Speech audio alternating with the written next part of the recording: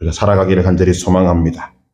오늘 주신 말씀을 가지고 내게 사는 것이 그리스도니라는 제목으로 함께 은혜를 나누고자 합니다. 사람에게 있어서 삶은 굉장히 중요합니다. 한 번 사는 인생, 참 귀한 인생입니다. 그 인생을 사람답게 사는 것은 모든 사람들이 가지는 기본적인 욕구입니다. 사람은 사람답게 살기 위해서 항상 가치를 따지는 것 같습니다. 그리고 높은 가치를 따라가게 되어 있는 것입니다. 우리가 가장 높게 보는 가치가 무엇인가? 기본적으로는 의식주입니다. 왜냐하면 사람이 살아감에 있어서 가장 기본적인 것이기 때문입니다. 그런데 의식주를 넘어서면 이제 자녀에게 가치를 두고 사명의 가치를 두고 건강의 가치를 두고 이렇게 보다 가치 있는 것을 위해 달려가게 되는 것입니다. 높은 가치를 따라간다라는 것은 높은 가치를 위해서 낮은 가치를 포기하거나 높은 가치를 위해서 내가 힘들다, 어렵다 이런 모든 것들을 다 감수하는 것을 말하는 것입니다. 우리는 먹고 살기 위해서 힘듦을 감수하고 자녀를 위해서, 가정을 위해서 가치 판단을 하면서 높은 가치를 따라 여기까지 왔습니다.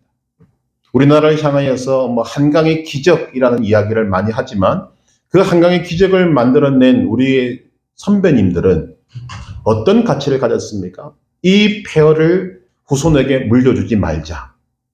그 가치가 제일 큰 가치였습니다. 그 결과 오늘 이 나라를 이루어낸 것입니다. 사람은 그런 것입니다. 보다 높은 가치를 위해서 낮은 가치를 포기하고 또 힘들고 어려운 것들을 감수하며 살아가는 것입니다. 오늘 여러분은 무엇을 위해 살고 계십니까? 여러분은 어떤 가치를 위해 살고 계십니까? 이것을 다른 말로 뭐라고 표현하는가 하면 무슨 보람으로 살고 계시는가? 무슨 낙으로, 무슨 재미로, 무슨 맛으로 살고 계시는가 묻는 것과 같을 것입니다. 어떤 사람은 돈 버는 재미로, 어떤 사람은 손자들 보는 낙으로, 어떤 사람은 운동하는 맛으로 산다고 이야기합니다. 그런데 오늘 이런 대답을 하는 사람이 있습니다. 나는 예수 믿는 재미로 산다. 나는 예수 믿는 낙으로 살고 나는 예수 믿는 보람으로 산다. 이렇게 말하는 사람이 있다는 거죠. 이런 말을 하는 사람은 광신자가 아닙니다. 이 말은 사도 바울의 말입니다. 오늘 말씀을 우리 같이 한 번 더 읽어보겠습니다. 나의 간절한 기대와 소망을 따라 아무 일이든지 부끄러워하지 아니하고 지금도 전과 같이 온전히 담대하여 살든지 죽든지 내 몸에서 그리스도가 존귀하게 되게 하려 하나니 이는 내게 사는 것이 그리스도니 죽는 것도 유익함이라. 이는 내게 사는 것이 그리스도니 죽는 것도 유익함이라. 이 말은 예수님을 믿지 않으면 사는 보람이 없고 예수님을 믿지 않으면 사는 것 같지도 않다라는 말입니다. 또한 이 고백은 내가 사는 재미가 있다면 그 재미는 그리스도에게 있고 내가 사는 보람이 있다면 그 보람은 그리스도에게 있다. 내가 사는 낙은 그리스도다라고 하는 고백입니다. 우리는 이런 말들에 좀 찔림을 받을 필요가 있습니다. 우리가 생각해야 하는 것은 사도 바울이 믿는 하나님은 우리가 믿는 하나님과 동일한 분입니다. 사도 바울이 가진 믿음은 우리가 가진 믿음과 조금도 차이가 없습니다. 또 사도 바울은 무언가 특별한 몸을 가지고 태어난 사람이 아니라 우리와 똑같은 사람입니다. 그런데 왜 우리와 다른가? 사도 바울은 인생의 낙이 예수님을 믿는 것이라고 말하는데 우리 인생의 낙은 과연 예수님을 믿는 것에 있는가? 왜 이런 차이가 나는가 하면 말씀드린 바와 같이 가치 판단의 문제입니다. 바울은 예수님을 최고의 가치로 판단합니다. 그 결과 이 세상에서 자신이 알고 있고 때로는 가졌다고 생각되는 모든 것들을 가치 있다고 말하지 않고 오히려 해가 되고 배설물로 여긴다고 말합니다. 빌립보서 3장 7절 9절의 말씀에 보면 이렇게 말합니다. 그러나 무엇이든지 내게 유익하던 것을 내가 그리스도를 위하여 다 해로 여길 뿐더러 또한 모든 것을 해로 여김은 내 주 그리스도 예수를 아는 지식이 가장 고상하기 때문이라. 내가 그를 위하여 모든 것을 잃어버리고 배설물로 여김은 그리스도를 얻고 그 안에서 발견되려 함이니.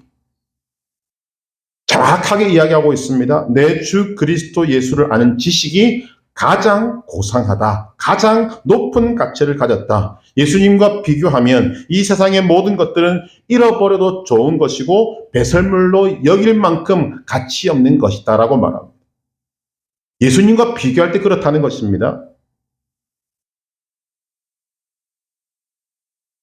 바울은 아주 지혜로운 사람입니다. 바울이 이런 판단을 내리게 된 근거는 가장 먼저 기본적으로 영원성이 있다고 저는 생각합니다. 예수를 아는 지식을 접하고 보니 예수를 아는 지식은 영원한 것입니다. 그러나 그 영원성에 비해서 자신이 알고 있고 이 땅에서 누렸던 것들, 가지고 있던 것들은 이 세상의 것으로서 그냥 사라지는 것들입니다. 소멸하는 것입니다. 영혼에 비하면 너무 가치가 떨어진다는 거죠. 바로 여기서부터 나누어지는 것입니다. 그리고 무엇보다도 가치 판단을 해볼 때 예수를 아는 지식과 세상 것들은 비교 대상이 되지 않을 만큼 차이가 나는 것이다. 그러니 높은 가치를 따라가는 것이 인생에 있어서 당연한 것이라면 나는 예수 그리스도를 아는 지식을 따라간다. 이렇게 말하는 것이죠. 그것도 생명을 걸고 더 나아가서 행복하게 그 길을 걸어간다고 고백하고 있는 것이다. 여러분, 예수님을 믿는 것이 행복하십니까? 예수님을 믿는 것이 참 좋으십니까? 만약 우리가 이런 이야기를 하고 있으면 우리를 바라보는 세상 사람들은 생각할 것입니다. 저 사람들 미쳤다. 광신자다. 그러나 아닙니다. 저는 이렇게 말할 수 있는 사람이 가장 지혜로운 사람이고 가장 가치 판단을 잘하는 사람이고 가장 인생을 잘 사는 사람이라고 생각이 됩니다. 왜냐하면 성경이 그렇게 말하고 있습니다. 이렇게 예수 그리스도라는 지식이 가장 고상하다. 예수님이 가장 높은 가치를 가졌다고 고백하는 이 바울의 고백을 하나님이 들으셨고 인정하셨고 그리고 칭찬해 주셨어요. 왜? 라는 질문을 던질 때 우리와 성경이 같은 바울이 어떻게 이런 가치 판단을 할 수 있었을까? 저는 크게 두 가지 이유가 있다고 생각합니다. 하나는 바울이 주 예수 그리스도를 만났기 때문입니다. 또 다른 하나는 그가 하나님의 말씀에 순종하는 삶을 살았기 때문입니다. 듣고 보니 별것 아니죠. 그런데 여기서 차가 나는 것입니다.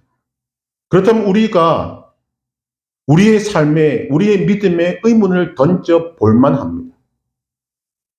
이 자리에 있는 저와 여러분들, 주님을 만났다고 고백하는 분들입니다.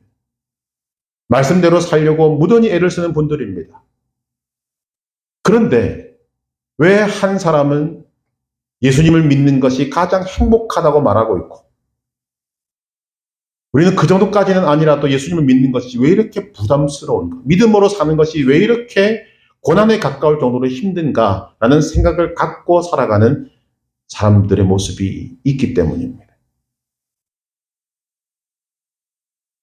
예수님을 만난다, 말씀에 순종한다. 우리가 모르는 것이 아닙니다. 그런데 그 안에 질적인 내용이 담겨져 있는 것입니다.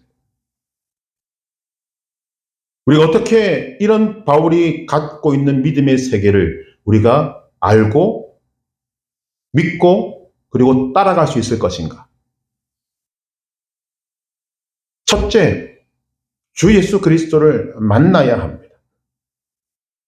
이제 우리는 믿음의 어린아이가 아니라 하는 가정을 한다면 우리는 이 예수님을 만난다, 예수님을 믿는다라는 의미를 좀 깊이 있게 할 필요가 있습니다.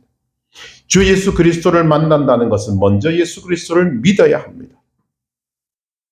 변함없는 원칙입니다. 주 예수를 믿으라 그리하면 너와 내 집이 구원을 받으리라. 요한복음 3장 16절 하나님이 세상을 이처럼 사랑하사 독생자를 주셨으니 이는 그를 믿는 자마다 멸망하지 않고 영생을 얻게 하려 하십니다. 로마서 10장 10절 사람이 마음으로 믿어 의에 이르고 입으로 시인하여 구원에 이르느니라. 예수님을 만난다는 것은 예수님을 믿는 것입니다. 예수님을 만난다는 것은 또 거듭나는 것입니다. 예수님이 사역하실 때 한밤중에 니고데모라는 사람이 찾아와서 내가 어떻게 영생을 얻을 수 있습니까? 그때 예수님이 말씀하십니다. 진실로 진실로 내게 이르노니 사람이 거듭나지 아니하면 하나님의 나라를 볼 수 없느니라. 사람이 거듭나지 아니하면 즉 성령으로 나지 않으면 하나님 나라를 볼 수 없다. 고린도후서 5장 17절을 말합니다. 그런즉 누구든지 그리스도 안에 있으면 새로운 피조물이라. 이전 것은 지나갔으니 보라 새 것이 되었도다. 주 예수 그리스도를 믿어 성령으로 거듭나지 않으면 새로운 피조물이 될 수 없습니다. 새로운 피조물이 되지 않으면 하나님의 나라를 볼 수 없습니다. 이 영광스러운 세상을 알 수도 없고 볼 수도 없다는 것입니다. 주 예수 그리스도를 만난다는 것은 예수님을 믿는 것입니다. 거듭나는 것입니다. 거기에 직접적으로 인격적으로 주님을 만나는 사건이 일어나야 합니다. 내게 사는 것이 그리스도니 죽는 것도 유익함이라. 이 말은 바울의 고백입니다. 그 고백의 내용이 무엇인가 하면 바울에게는 정말 이루고 싶은 기대와 소망이 있습니다. 그 소망은 자신을 통하여 그리스도가 존귀하게 되는 것입니다. 그리스도가 존귀하게 되는 것이라면 내가 살든지 죽든지 아무 상관이 없다라고 고백합니다. 내가 살아서 그리스도가 존귀하게 되는 것이 나의 기대와 소망이다. 그러나 만약 내가 죽어서 그리스도가 존귀하게 된다면 내가 죽는 것도 아무런 상관이 없다. 기꺼이 나는 죽겠다라고 하는 고백입니다. 이 고백이 충격적인 이유는 이 고백이 바울이라는 사람의 고백이기 때문입니다. 이 고백이 충격적으로 들려지기 위해서는 우리는 바울이 어떤 사람이었는가 하는 것을 알아야만 합니다. 사도 바울 이전에 그는 사울이었습니다. 사도 이전에 예수 믿는 사람들을 핍박하던 박해자였습니다. 그것도 예수 믿는 사람들을 앞장서서 핍박했던 박해자였습니다. 예수 믿는 사람들을 핍박하는 사람들 사이에서 인정받는 사람이었습니다. 그래서 스데반 집사가 돌에 맞아 죽을 때 그 증인들이 옷을 벗어서 다른 누구도 아닌 젊은 사울의 발 앞에 그 옷을 둡니다. 여러분 이거 대단한 일입니다. 거기 얼마나 많은 원로들이 있겠습니까? 장로들이 있겠습니까? 그러나 스데반 집사를 죽일 때 돌로 쳐 죽일 때 그 증인들이 다른 누구도 아닌 그 사울이라는 청년 발 앞에 옷을 벗어서 우리가 증인을 선다. 이렇게 할 정도로 사울은 인정받는 박해자였습니다. 그러던 박해자 사울이 다메섹 도상에서 십자가에 달려 죽었다가 부활하신 예수님을 만났습니다. 사울이 예수님을 만난 사건을 이렇게 표현할 수도 있습니다. 사울이라는 한 사람이 온 우주보다도 크신 하나님이신 예수님과 충돌한 것입니다. 성경 표현대로 티끌보다 작은 한 인간이 온 우주보다 크신 예수님과 충돌했다면 그 결과가 어떠했는가? 사울이 박살나버렸습니다. 흔적도 없이 사라졌습니다. 사울이 예수님과 충돌한 후에 박해자 사울은 사라지고 전도자 바울이 남았습니다. 박해자 사울이 사도 바울이 된 것입니다. 자신이 핍박했던 그 예수를 직접 전하는 사람이 된 것입니다. 삶이 180도 바뀌었습니다. 완전히 바뀐 것입니다. 자, 이 예수님을 만난 사건이 얼마나 강력한 힘이 있고 능력이 있는가 하는 것을 보여주는 것이 바로 사도 바울입니다. 예수님을 만난 것은 이만큼 강력한 능력이 있습니다. 바울만 그런 것이 아닙니다. 예수님을 만나서 바뀌지 않은 사람은 단 한 사람도 없습니다. 예수님의 제자들을 비롯해서 본문의 사도 바울, 그리고 예수님 이후에 2000년이 넘는 이 오늘까지 예수님을 만난 사람 중에 변하지 않은 사람은 단 한 사람도 없습니다. 예수님을 만나는 사건이 얼마나 강력한가 하는 것을 우리에게 증거하고 있는 것입니다. 조심스럽게 유추해 볼 수 있는 것은 예수님을 만났다고는 하는데, 그리스도인이라고 하는데, 그 전과 바뀌지 않은 사람, 그 전과 조금도 바뀌지 않은 사람은 과연 예수님을 만났을까 하는 의문을 가질 수밖에 없는 거죠. 왜?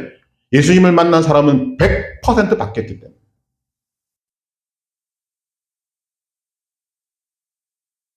온 우주보다 크신 예수님을 만나고 나서도 바뀌지 않았다. 그것이 기적이에요. 사도 바울이 이런 고백을 할 수 있었던 가장 결정적인 이유는 박해자 사울이 예수님을 만났기 때문입니다. 생각으로 만난 것이 아닙니다. 사상으로 만난 것이 아닙니다. 직접 만났습니다. 인격적으로 만났습니다. 그 결과 이런 일이 일어나게 된 것입니다. 그러나 이것만이 아닙니다. 두 번째, 박해자 사울이 사도 바울이 될 수 있었던 이유, 그리고 그의 고백 속에 내게 사는 것이 이 귀한 말씀을 할 수 있는 이유가 무엇인가? 그가 말씀을 따라 순종했기 때문입니다. 순종입니다. 순종에 대한 이야기는 우리가 잘 알고 있습니다. 사무엘상 15장 22절 이하에 보면 사울이 하나님께 제사 드리는 것을 기다리지 못해서 자신이 제사를 집도하고 후에 온 사무엘이 말합니다. 여호와께서 번제와 다른 제사를 그의 목소리를 청종하는 것을 좋아하신 같이 좋아하시겠나이까? 순종이 제사보다 낫고 듣는 것이 수량의 기름보다 나으니 이는 거역하는 것은 사신 우상에게 절하는 죄와 같음이라. 왕이 여호와의 말씀을 버렸으므로 여호와께서도 왕을 버려 왕이 되지 못하게 하셨나이다. 제사는 하나님이 기뻐하시는 것입니다.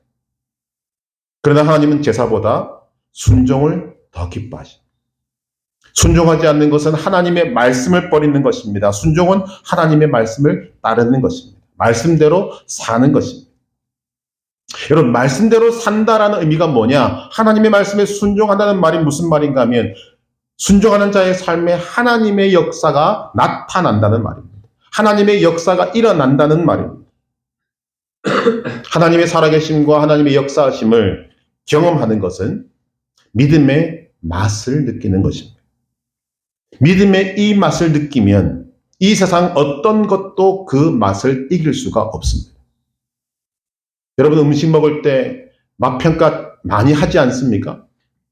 오늘은 맛이 있다 없다, 이 음식은 저 집보다 맛있다 등등 많은 것들을 말하지만 예수님을 믿는 맛, 하나님이 내 삶에 역사하신 그 맛을 우리가 알면, 그 맛을 느끼면 이 세상 어떤 것도 그 맛을 대체할 수가 없다는 고백을 하고 있는 것입니다. 사도 바울이 말하는 바가 바로 그것입니다. 말씀에 순종하여 살았더니 믿음의 맛을 알게 된 것입니다. 말씀에 순종하니 믿음의 맛을 느끼게 된 것입니다. 믿음의 맛을 느끼고 난 이 세상에 부러울 것이 하나도 없습니다. 말씀에 순종하니 믿음의 맛을 느끼게 되고 믿음의 맛을 느끼니 살맛이 난다고 고백하는 것입니다. 믿음의 맛을 느껴야 합니다. 시편 34편 8절은 말합니다. 너희는 여호와의 선하심을 맛보아 알지어다. 그에게 피하는 자는 복이 있도다. 우리 이 말씀을 잘 압니다.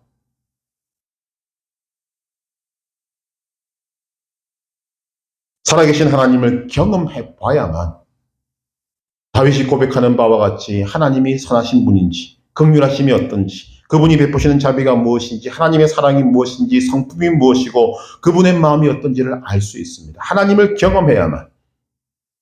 하나님을 경험하지 못하면 아무리 많은 말을 해도 하나님이 어떤 분이신지를 모릅니다. 그런데 어떻게 하나님을 경험할 수 있습니까? 라고 묻는다면 간단합니다. 하나님의 말씀에 순종하면 하나님을 경험할 수 있습니다. 여러분, 이 시편 34편에서 다윗이 너희는 여호와의 선하심을 맛보아 알지어다. 그에게 피하는 자는 복이 있도다. 이 말을 한 배경을 우리는 알아야 합니다. 이 시편 34편의 부제목을 보면 다윗이 아비멜렉 앞에서 미친 채 하다가 쫓겨나서 지은 시라고 되어 있습니다. 사울왕에게 쫓겨서 블레셋으로 망명을 갔었던 다윗이 그곳에서 살아남기 위하여 미친 채 해야만 했을 정도의 절박한 상황. 그 절박한 상황 가운데서도 다윗은 여호와의 선하심을 붙들었고 여호와의 선하심을 맛보았다는 것입니다. 그만큼 여호와의 선하심은 맛보아 알 수 있을 만큼 확실하다는 것이고 절망적인 상황 속에서도 그 능력을 발휘하는 것이다 라고 고백하고 있는 것입니다. 모든 것이 절망적이었습니다. 오죽하면 다윗이 소위 말하는 용맹스럽고 사자 같은 다윗이 미친 척을 해야만 하겠습니다. 모든 것이 절망적인 상황이었지만 그 상황 속에서도 다윗이 붙든 것은 하나님은 신실하시다. 하나님은 선하시다. 그런데 이것은 하나님은 이럴 뿐이다 라고 아는 것이 아닙니다. 다윗이 그 절망적인 상황 속에서도 여호와의 선하심을 맛보아 알 수 있었고 고백할 수 있었던 이유는 그 뒤에 답이 있습니다. 여호와께 피하는 자는 복이 있도다. 다윗이 그 절망적인 상황 속에서 여호와께 피했기 때문입니다. 여호와께 피한다는 의미가 무엇입니까? 나 자신은 인간으로서 이 자리를 피할 수 있는 아무런 힘도 능력도 없습니다. 오직 하나님만이 나의 소망입니다. 마치 어린아이가 힘없고 능력 없는 어린아이가 부모의 품에 안겨서 보호를 받듯이 하나님께 피하는 그 자에게 하나님은 선하심을 나타내 보여주신 것이고 다윗은 그 하나님의 선하심을 맛보아 알게 된 것입니다. 여기 이제 열쇠가 있는 거죠. 그 절망적인 상황 속에서 다윗이 뭐 했습니까? 순종했습니다. 여호와께 피하는 것이 말씀의 순종입니다. 어렵고 힘들 때 하나님을 바라보고 하나님께 피하는 것은 하나님의 자녀들에게 바라시는 하나님의 뜻입니다. 다윗은 절망 속에서 하나님께 피했습니다. 이것은 다윗이 그 절망적인 상황 속에서 하나님을 기억하고 하나님께 몸을 던졌기 때문에, 즉 하나님의 뜻에 순종했기 때문에 일어난 결과라는 거죠. 마태복음 23장 37절에 보면 예수님이 말씀하십니다. 예루살렘아 예루살렘아 선지자들을 죽이고 네게 파송된 자들을 돌로 치는 자여, 암탉이 그 새끼를 날개 아래에 모음같이 내가 네 자녀를 모으려 한 일이 몇 번이더냐? 그러나 너희가 원하지 아니하였도다. 하나님의 뜻이 무엇입니까? 암탉이 날개 아래에 그 새끼를 모으는 것 같이 하나님의 자녀들을 하나님의 날개 아래에 모으는 것입니다. 하나님의 자녀는 하나님의 날개가 있다는 것을 알고 그 날개 아래로 피신하는 것이 하나님의 뜻에 순종하는 것입니다. 그런데 이스라엘을 꾸짖으면서 예수님이 뭐라고 말씀하십니까? 그러나 너희는 원하지 않았다. 하나님께서 그토록 안전한 하나님의 날개를 펴서 암탉이 새끼를 모으듯이 날개를 펴고 얼마든지 백성들을 지금 품으려고 하고 있는데, 오라고 하고 있는데 너희들은 안 왔다는, 날개 아래 오지도 않았다는 거죠. 하나님을 생각지도 않고 하나님의 뜻도 몰랐고 하나님이 오라고 하는 그 요청에도 너희는 거절했다. 그래서 예수님 말씀하시는 거죠. 예루살렘아 예루살렘아 선지자들을 죽이고 네게 파송된 자들을 돌로 치는 자여. 여러분, 신앙은 자신의 힘을 의지하며 살아가는 것이 아니라 어린아이처럼 하나님께 피하여서 그분의 품에 안겨서 하늘의 평안과 복을 누리는 것입니다. 그것을 누린 다윗이 미친 채 할 수밖에 없었던, 그 방법밖에는 생각나지 않는 그 절망적인 상황 속에서 하나님께 피했던 그 순종의 맛을 기억하고 하나님이 역사하셨던 그 선하심을 기억하고 그것을 표현하고 있는 것입니다. 너희는 여호와의 선하심을 맛보아 알지어다. 그에게 피하는 자는 복이 있도다. 하나님의 말씀에 순종할 때 하나님이 함께 하시고 하나님이 함께 하시면 역사가 일어납니다. 그것이 믿음의 세계입니다. 그것이 믿음의 삶입니다. 그때 믿음의 맛을 느끼게 되는 것입니다. 신명기 33장 29절 이렇게 말합니다. 이스라엘이여 너는 행복한 사람이로다. 여호와의 구원을 너같이 얻은 백성이 누구냐? 그는 너를 돕는 방패시요 네 영광의 칼이시로다. 네 대적이 네게 복종하리니 내가 그들의 높은 곳을 밟으리로다. 이스라엘이여 너는 행복한 사람이로다. 여호와의 구원을 너같이 얻은 백성이 누구냐? 여호와의 구원을 너같이 경험한 것이 누구냐? 묻고 있습니다. 이 말을 지금 누가 하고 있습니까? 모세가 하고 있습니다. 모세는 이스라엘을 향하여서 말합니다. 이스라엘이여 너는 행복한 사람이로다. 그런데 이 말 속에 여러분 가장 먼저 행복한 사람 속에 모세 자신이 들어있음을 우리는 알아야 합니다. 지금 이 말을 하고 있는 그 장면을 우리가 한번 머리에 떠올려 보시기 바랍니다. 모세의 나이가 120세가 되었습니다. 죽을 때가 된 것입니다. 하나님이 그를 이끌어 오셨던 가나안 땅을 바라보고 있습니다. 그러나 그는 그 땅에 들어가지 못합니다. 지금 자기들 이 모세 앞에는 출애굽 2세대가 앉아 있습니다. 다 함께 가나안 땅을 바라보고 있습니다. 그리고 그 자리에서 모세는 출애굽 이후 40년의 역사를 지금 되돌아보면서 출애굽 2세대인 이스라엘 백성들에게 지금 말하고 있는 것입니다. 이스라엘이여 너는 행복한 사람이로다. 여호와의 구원을 너같이 얻은 백성이 누구냐? 지난 40년의 모든 이스라엘 백성에게 임하신 하나님의 함께하심이 역사가 그 이 말 속에 다 포함하고 있는 것입니다. 구체적으로 말씀을 드리면 애굽 땅에 내렸던 10가지 재앙, 또 장자의 죽음이 애굽 땅을 뒤덮을 때 이스라엘 백성들은 집안의 장자뿐만 아니라 가축의 장자도 한 명도 한 마리도 죽지 않은 그것, 홍해 바다를 걸어서 건넌 것, 불기둥과 구름기둥, 만나와 메추라기, 반석의 물, 광야에서 옷이 닳지 않고 신발이 닳지 않은, 그리고 광야에서 그 40년의 광야에서 못 먹어서 죽은 사람 한 명도 없고 목말라서 죽은 사람 한 명도 없는 이런 모든 것들, 이 모든 것들이 이스라엘 백성들이 경험한 하나님의 구원입니다. 소위 기적입니다. 그런데 이 이스라엘 백성들이 경험한 것보다 모세는 훨씬 더 많은 기적을 경험했습니다. 그는 먼저 불은 붙었으나 타지 않는 떨기나무를 보았습니다. 그리고 그 속에서 말씀하시는 하나님의 음성을 들었습니다. 눈에 보이지 않는 하나님이지만 자신이 준비한 돌판에 십계명을 직접 쓰신 하나님을 경험했습니다. 그는 하나님을 만나서 40일 동안 산에서 먹지도 마시지도 않고 하나님과 교제했습니다. 그리고 내려왔더니 하나님의 영광이 모세의 얼굴에 반사가 되어서 그의 얼굴에 광채가 났습니다. 백성이 두려워할 만큼. 여호와의 구원을 너같이 얻은 백성이 없다 라고 말할 때 모세는 아마 속으로 이런 고백을 했을 것입니다. 여호와의 구원을 나같이 얻은 경험한 백성도 없을 것이다. 무슨 말을 하고 있습니까? 하나님을 경험한 것입니다. 살아계신 하나님을 경험한 것입니다. 하나님을 경험하니 행복할 수밖에 없다. 이 모든 것들이 언제 일어났습니까? 하나님이 함께 하실 때, 하나님의 말씀에 순종할 때 일어난 것입니다. 하나님의 말씀에 순종하면 하나님이 함께 하시고, 하나님이 함께 하시면 하나님의 역사가 일어납니다. 그것이 믿음입니다. 믿음의 삶입니다. 여러분, 순종은 무엇입니까? 행동입니다. 하나님의 말씀에 순종하는 것은 믿음으로 행동하는 것입니다. 믿음에 순종하면 하나님이 함께 하십니다. 말씀에 순종하면 하나님을 경험하게 됩니다. 말씀에 순종하면 믿음의 맛을 알게 됩니다. 그 맛은 세상에 알 수도 없고 줄 수도 없는 맛입니다.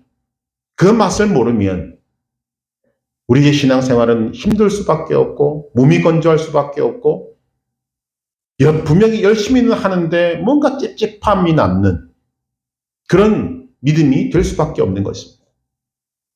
하나님은 우리가 그런 믿음에 거하는 것을 원하시지 않습니다. 적어도 바울이 우리에게 고백하는 바와 같이 예수 믿는 것이 가장 행복한 것입니다. 예수 믿는 것은 내 생명을 다 바치는 것과 비교해도 더 가치가 있는 것입니다. 라고 고백하는 것입니다. 우리가 정말 중요시 여겨야 될 말이 무슨 말인가 하면 사건보다 해석이 중요하다는 말입니다. 일어난 사건보다 믿음으로 해석하는 것, 여러분 그 속에 순종이 담겨져 있습니다.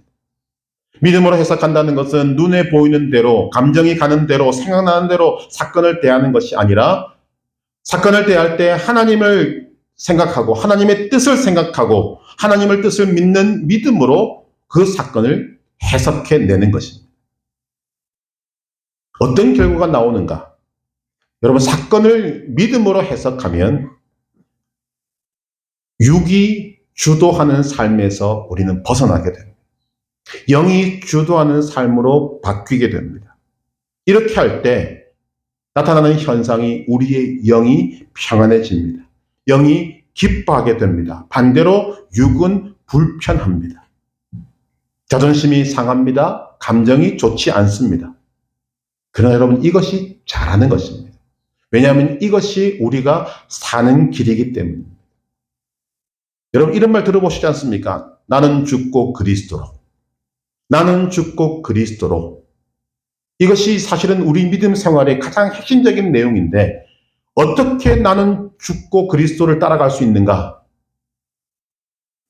사건보다 해석을 믿음으로 잘 해석하면 됩니다. 이게 말씀에 순종하는 것이죠.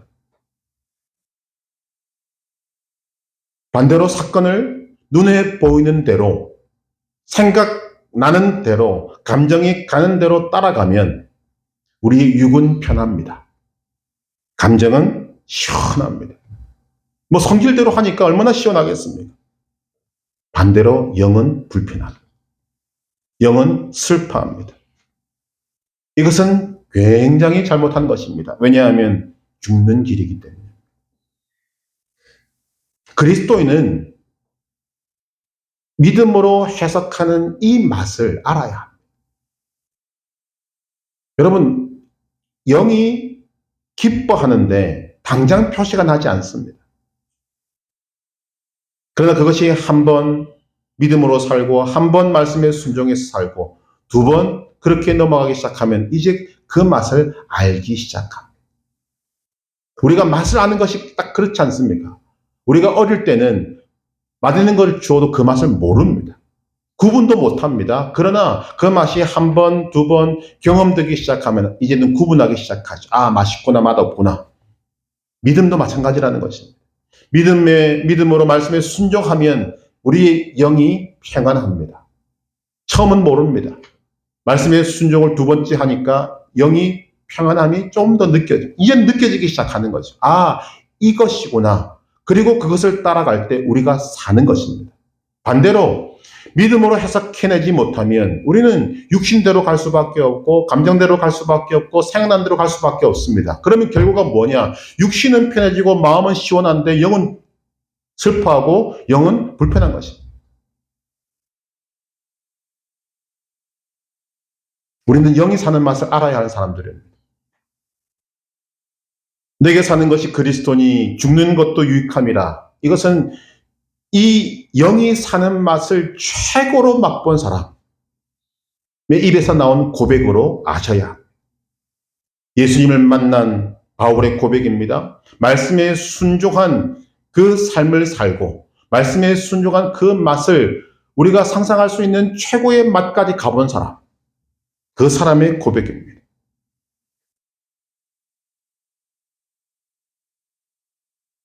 다시 한번 물어보십시다. 여러분, 예수님을 만나셨습니까?